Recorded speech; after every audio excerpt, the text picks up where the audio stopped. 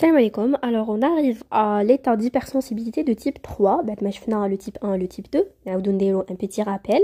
Donc, le type 1, on a parlé de la réaction immédiate à médiation humorale, on va dire. Donc, c'est la production des IgE. Donc, c'est ça, une notion d'atopie. Donc, il y a une prédisposition génétique à produire beaucoup d'IgE. Et donc, c'est des allergènes, ou là, c'est des antigènes qui sont tolérés par la population normale, mais qui ne sont pas tolérés par les gens atopiques. Et donc, on aura la réaction allergique typique qu'on connaît, qui peut être plus ou moins grave, qui peut évoluer vers le choc anaphylactique et tout. On a parlé des traitements et du diagnostic, etc. On utilise le prick test et tout. Donc, haka. Ensuite, on a vu l'hypersensibilité de type 2.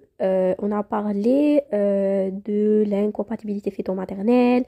C'est des allo-anticorps, là, c'est des auto-anticorps flécates, les maladies auto-immunes. Donc, on a des anticorps, c'est des IgG, voilà, qui sont impliqués dans le type 2. Donc, on a l'incompatibilité fœto-maternelle, l'incompatibilité transfusionnelle, avec l'incompatibilité aussi du système HLA.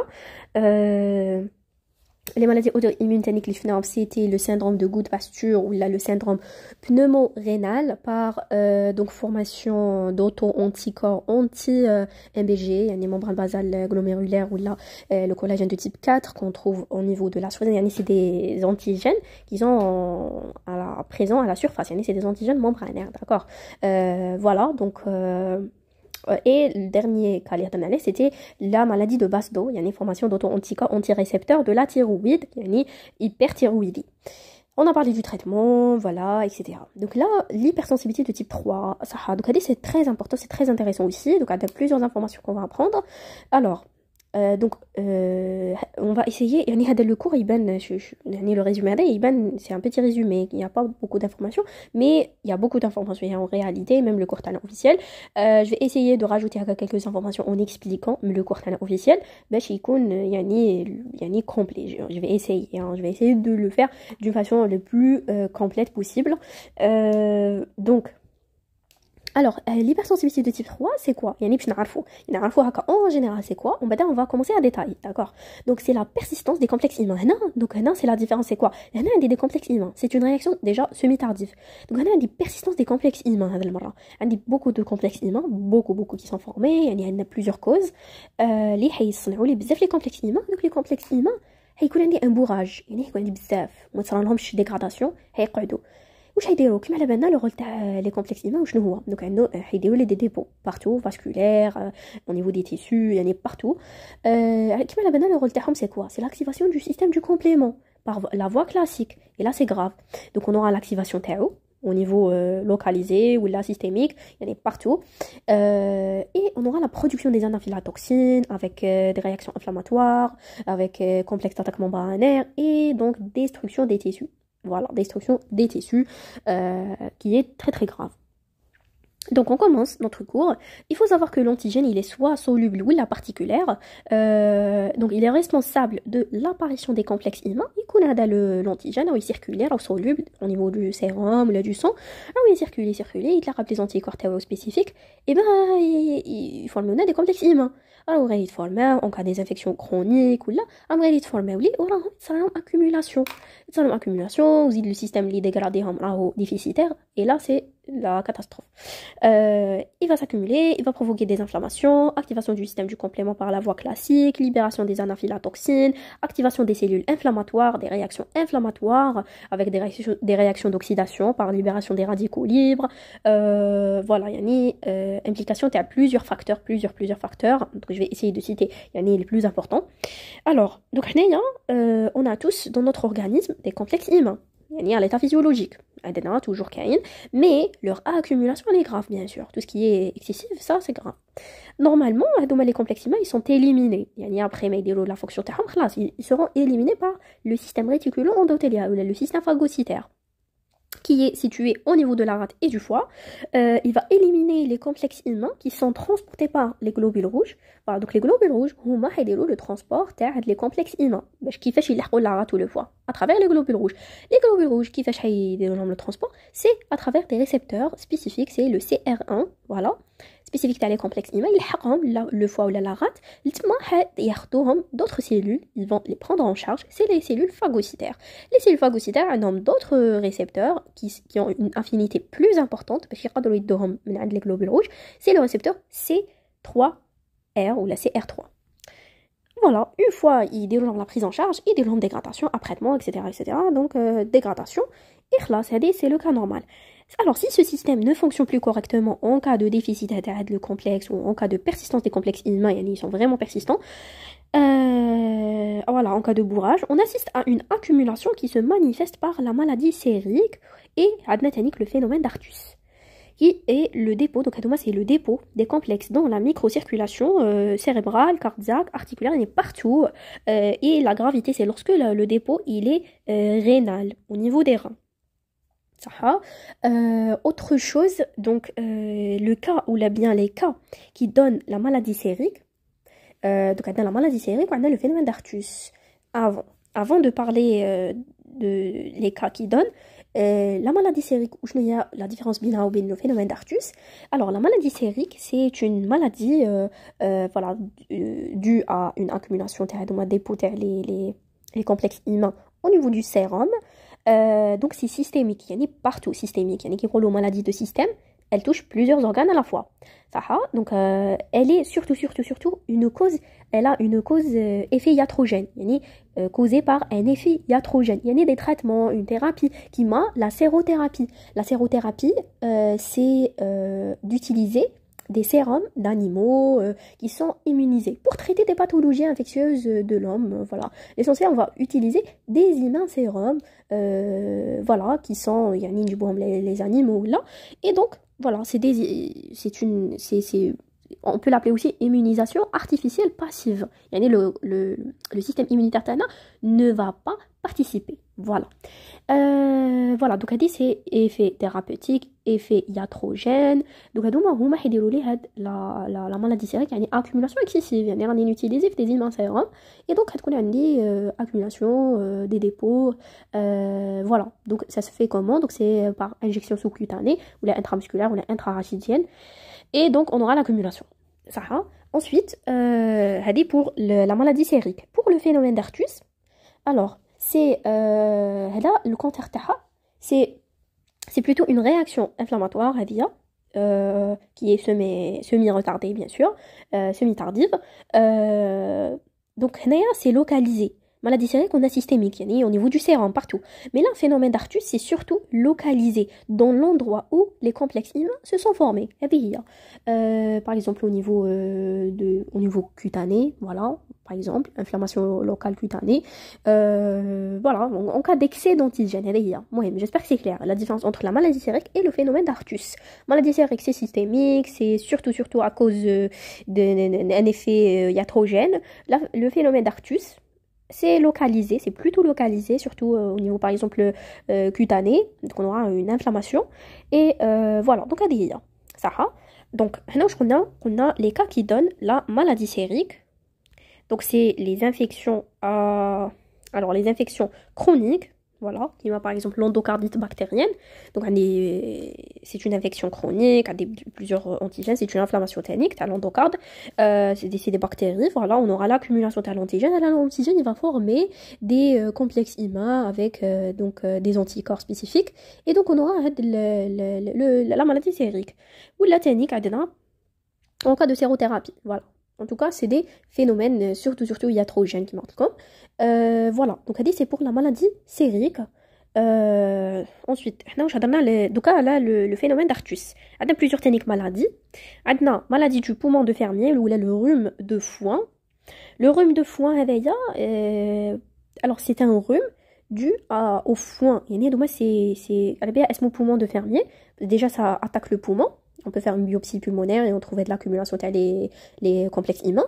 Le foin, c'est avec le qash, avec le fermier, voilà, il a bzaf contact avec le foin, donc il va l'inhaler bzaf, et donc il va vraiment comment dirais-je, donc il va détruire son poumon, voilà, on peut dire ça. Donc voilà, c'est le premier cas de figure. On a la maladie du poumon de Fermier, on a l'asthme allergique extrinsèque aux oiseaux, يعني كاين اللي عندهم تاني حساسيه des oiseaux الريش تاعهم وكامل. Donc là bon هنا une petite parenthèse, on va se demander quelle est la différence entre l'asthme allergique extrinsèque et l'asthme allergique typique, la réaction d'hypersensibilité de type 1 l'allergie هذيك. La différence c'est la durée d'apparition. La durée d'apparition il apparaît surtout après contact avec les oiseaux. Donc on peut faire la différence de la façon, c'est très simple et efficace. Voilà, donc ensuite on a aussi le néphrolupus, c'est des auto-anticorps anti-ADN natifs. Ou la le lupus érythémateux disséminé qui peut toucher le rein, donc il y a un néphrolupus, et tout ça lupus qui est systémique, il touche plusieurs organes et surtout la localisation qui est rénale avec 50% atteinte rénale qui peut conduire le patient directement à l'hémodialyse malheureusement. On a aussi la polyarthrite rhumatoïde. La polyarthrite rhumatoïde qui touche les articulations. Quoi aussi, donc on a plusieurs autres infections, plusieurs autres pathologies, ou la maladie inflammatoire, qui m'a l'alvéolite, voilà, l'alvéolite allergique extrinsèque, donc c'est ce qu'il y a dans notre cours, l'alvéolite allergique extrinsèque, il y a plusieurs types, plusieurs affections, qui m'a le poumon de Fermier dès le premier, ou la maladie des éleveurs d'oiseaux, plusieurs autres, il y en a plusieurs autres.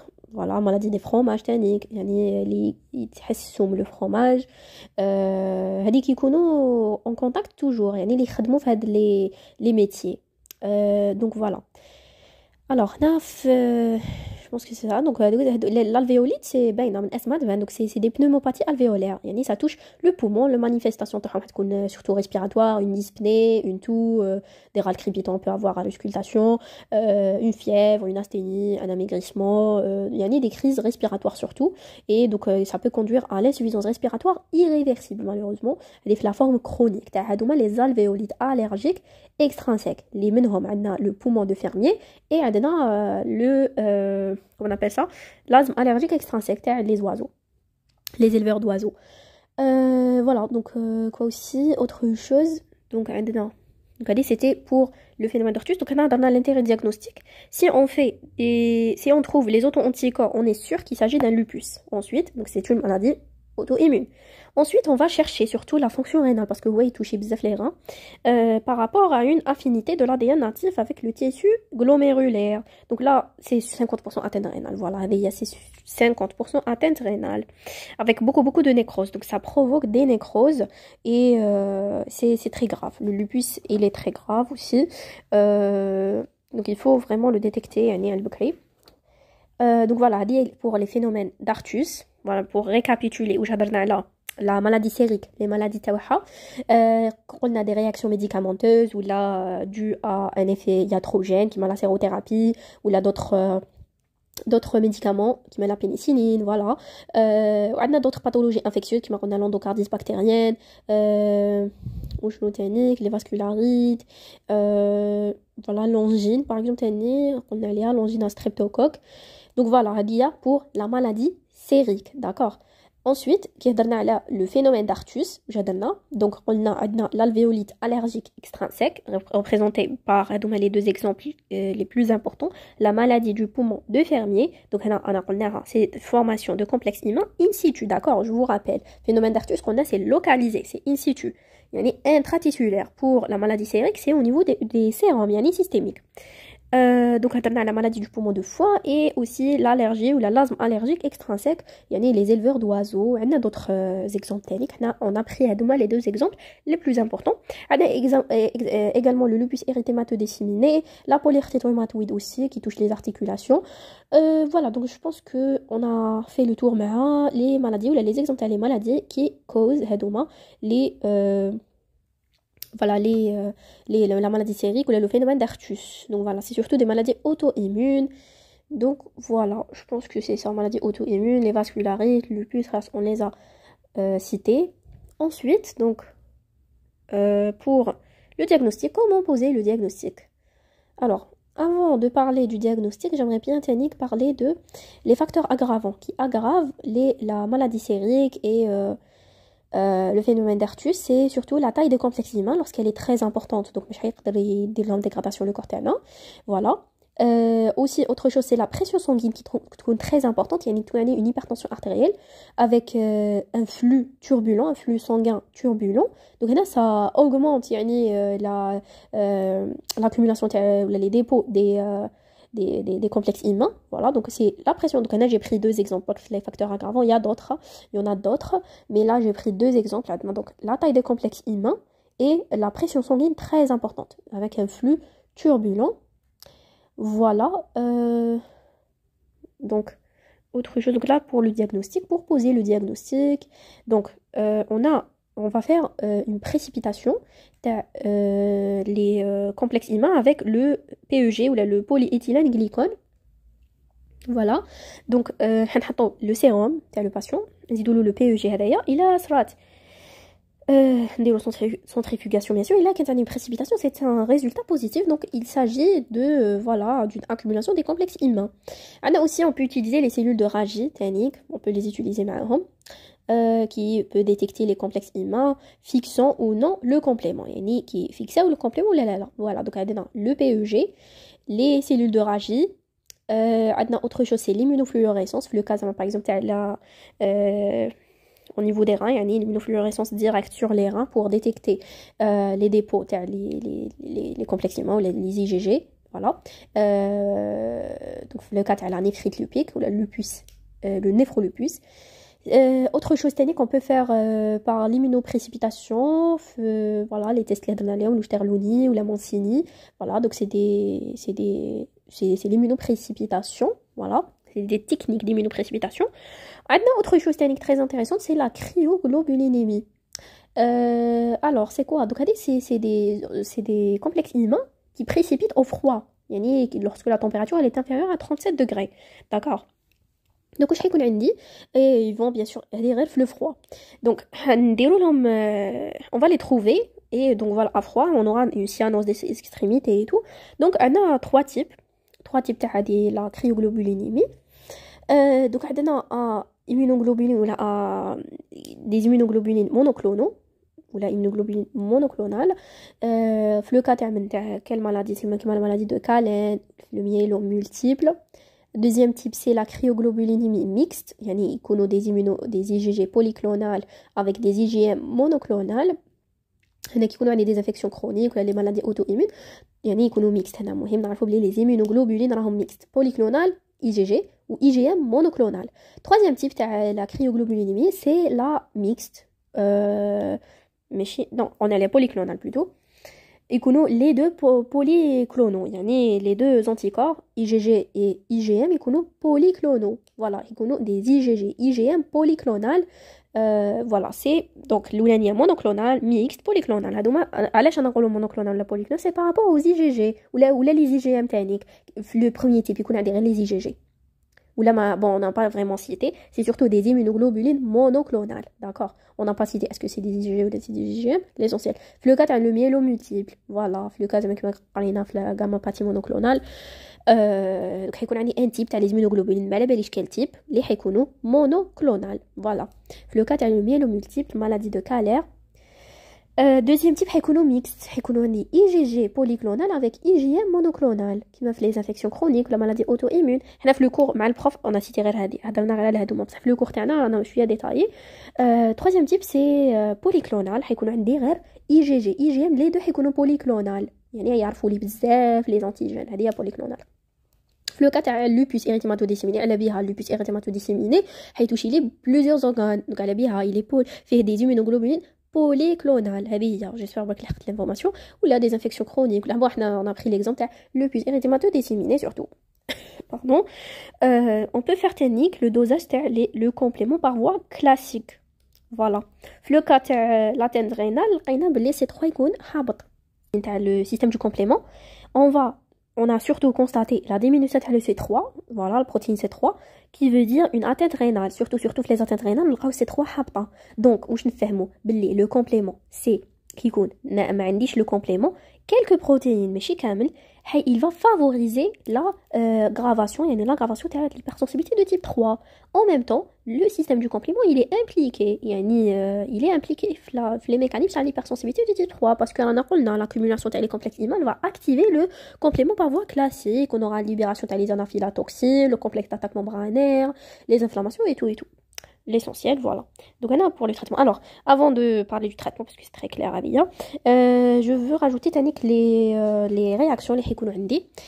Donc, les choses très importantes, les na'rfouhom, une extravasation vasculaire avec de l'inflammation. Il y a une formation de l'inflammation qui va donc aggraver les choses. Également, l'activation de le complexe d'attaque membranaire avec les anaphylatoxines, C3A, C5A, l'inflammation, il y a plusieurs autres facteurs, il y a le PNN aussi, activation des PNN, formation des radicaux libres, les superoxydes, les radicaux libres oxydants, il y a une activation de l'oxydation, voilà. Et on peut avoir aussi il y a une activation des plaquettes qui vont s'impliquer en activant l'hémostase primaire, formation des microtrombies qui vont s'accumuler, et donner voilà, des microtrombies, comme un thrombus. Et donc, il va provoquer une ischémie. L'ischémie, elle va causer une nécrose. La nécrose, donc voilà, c'est la mort des tissus, c'est la destruction des tissus totale qui va vraiment être très, très, très dangereuse, qui touche n'importe quel tissu. Donc voilà, pour récapituler, activation des macrophages avec l'inflammation, activation des plaquettes, agrégation plaquettaire, activation du complément, anaphylatoxine, complexe d'attaque membranaire, l'agrégation plaquettaire va causer une ischémie, l'ischémie nécrose, l'inflammation, extravasation vasculaire, d'autres facteurs, les PNN, les radicaux libres oxydants, l'oxydation, des phénomènes très très toxiques qui vont aggraver l'hypersensibilité de type 3. Donc vous voyez comment c'est très... D'ailleurs, donc c'est des cas très rares, mais qui sont dangereux et très toxiques. Alors, dire un mot sur le traitement. Donc le traitement, il est étiologique.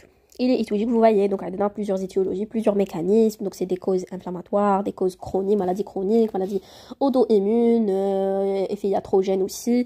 Donc pour les infections, on va donner des antibiotiques. Pour les maladies auto-immunes, ce sera des corticoïdes et des immunosuppresseurs. Et ça dépend de l'étiologie. Voilà, toujours il faut le dire. Donc on a parlé en général. Les maladies auto-immunes, c'est quoi le traitement terme? C'est les corticoïdes avec les immunosuppresseurs. Et les infections, le traitement terme, c'est quoi? C'est les antibiotiques. Donc voilà, on arrive à la fin de ce cours. J'espère pas que vous nous faites très très bien. J'espère pas que ma couche alors j'espère vraiment que c'était clair. On va essayer de faire un petit récap à la fin de les hypersensibilités. Alors, la différence entre les quatre. Voilà, et je vous dis bon courage.